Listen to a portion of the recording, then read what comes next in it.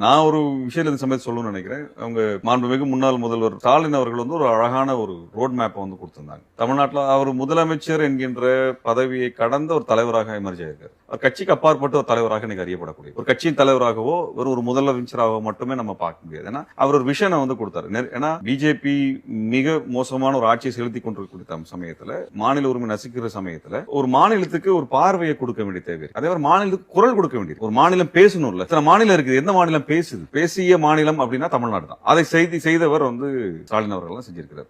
அதுக்கடுத்து கேரளா வந்து அப்படி ஒண்ணு பேசியிருக்கு. அதுக்கப்புறம் கர்நாடகா பேசியிருக்கு. மேற்கு வங்கம் பேசினாங்க. இதுல கொள்கை ரீதியாக நின்று பேசின ஒரு குரலாக அவர் வந்து, அவரோட குரல் என்பது கட்சி குரலை கடந்து தமிழ்நாட்டினுடைய குரலாக இருந்தது. அதே மாதிரி அவருக்கு ஒரு பாலிசி லெவல்ல நிறைய தமிழ் சமூகத்தில் இருந்த அறிஞர்கள், கொள்கை ரீதியான பப்ளிக் பாலிசியில வேலை செய்தவர்கள், நீண்ட அனுபவத்தை பெற்றவர்களை எல்லாம் ஆட்சி அதிகாரத்துக்குள்ள கொண்டு போய் அவரோட ஆலோசனை பெற்று பல திட்டங்களை உருவாக்கியிருக்காங்க. அது 5 வருடத்துக்குள்ள நடைமுறைப்படுத்த முடியாது. அவருக்கு ஒரு நிச்சயமா ஒரு பெயின் இருக்கும், ஒரு வலி இருக்கும். அந்த வலினா நீங்க ஒரு திட்டத்தை வடிவமைச்சிட்டீங்க, அது வந்து முழுமை பெறுவதற்கு ஒரு 10 ஆண்டுகள் ஆகும். ஆனா 5 ஆண்டுகளுக்குள்ள நீங்க அதுல இருந்து வெளியே வர்றப்போ வந்து உங்களுக்கு ஒரு வேலை பாதி வேலை முடிஞ்ச மாதிரி இருக்கும். அவருடைய அறிக்கைகள் அந்த உணர்வை நான் பாக்குறேன். நல்ல வேலையை திட்டமிட்டு பாதி வேலையில் நம்ம வெளியே வர்றோமே அப்படிங்கிற ஒரு வழி அவருக்கு இருக்கு. அதை வந்து நீங்க மீட் பண்ணுவாங்களா, மீட் பண்ண முடியுமா அப்படிங்கறதா பெரிய சேலஞ்ச். டிபிகேக்கு அது பெரிய சேலஞ்ச். ஏன்னா தமிழ்நாட்டோட மிகச்சிறந்த அறிஞர்கள் யார் கூட இருக்கிறாங்க? ஸ்டாலின் அவரோட இருக்காங்க. நீங்க ஒண்ணும் இல்ல, தொல்லியல் அப்படிங்கிறது வந்து நீங்க வெகு மக்களோட நெருக்கமான அளவுக்கு கொண்டு போனது. நீங்க கீழடியோ புறணியோ கொண்டு வந்து அவங்க தான் கொண்டு வரும். அதே போல பெண்கள் அப்படிங்கிறது பொருளாதார ரீதியில் எவ்வளவு முக்கியமானவங்கிறத ஆய்வு பண்ணி அதற்கான ஒரு வேலை திட்டத்தை அவங்க உருவாக்கி கொடுத்தாங்க. லைப்ரரிஸ் இன்னைக்கு வந்து எல்லாமே வாட்ஸ்அப்ல படிக்கக்கூடிய இடத்துல லைப்ரரிஸ் சிஸ்டத்தை கிரியேட் பண்ணி அதை மறுபடியும் புத்துணர்வு பண்றதுக்கு, லைப்ரரி போய் உட்காந்து படிக்க முடியாதவே இல்லை.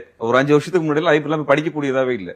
இன்னைக்கு அதை ஒன்று உருவாக்கி இருக்கிறாங்க. அப்புறம் வந்து சமூகவியல், மானுடவியல், கல்வெட்டியல், இப்படி பல்துறை சார்ந்த அறிஞர்கள் பேசுகின்ற பல கருத்தரங்குகள் தொடர்ச்சியா நடத்துறாங்க, கல்லூரிகள்ல நடத்துறாங்க. அப்போ ஒரு இன்டெலக்சுவல் டிஸ்கஷன்ஸ் வந்து நடக்குது. இப்படி எல்லாம் விஷயத்தை அவங்க ஆரம்பிச்சிருக்காங்க. அப்ப இந்த மாதிரியான ஒரு பணிகள் பண்றாங்க. அவங்களுடைய பிளானிங் கமிஷன்ல எடுத்துட்டோம்னா, திட்டக்குழுல உங்களுக்கு மிக முக்கியமா நாங்கள் பெரிதும் மதிக்கக்கூடியவர்கள் ஜெயரஞ்சன் அவர்கள், அவர் அமலோர் பவன், மருத்துவத்துறையில மிக முக்கியமான ஒரு ஆளுமை, மருத்துவர் சிவராமன், இப்படி வந்து ஒரு பாலிசி லெவல் சார்ந்த அவங்க கூட நாம உரையாட முடிஞ்சது இல்ல. நாங்க எப்ப வேணா பேச முடியும். அப்படிப்பட்ட அவங்க வந்து வெறும் அதிகாரிகளாக தங்களை நிறுத்திக்கிட்டவங்க கிடையாது. நீங்க சிவராமனை எப்ப வேணா பார்க்கலாம். அமலோர் பவனை வந்து ரொம்ப இயல்பாகவே நீங்க வந்து பார்க்கணும். அவரு சாதாரணமா நம்மளுடைய கூடவே வரக்கூடியவராகவே இருப்பார். அவர்கிட்ட எப்போ நீங்க பார்த்து ஒரு விஷயத்த சொல்லலாம்.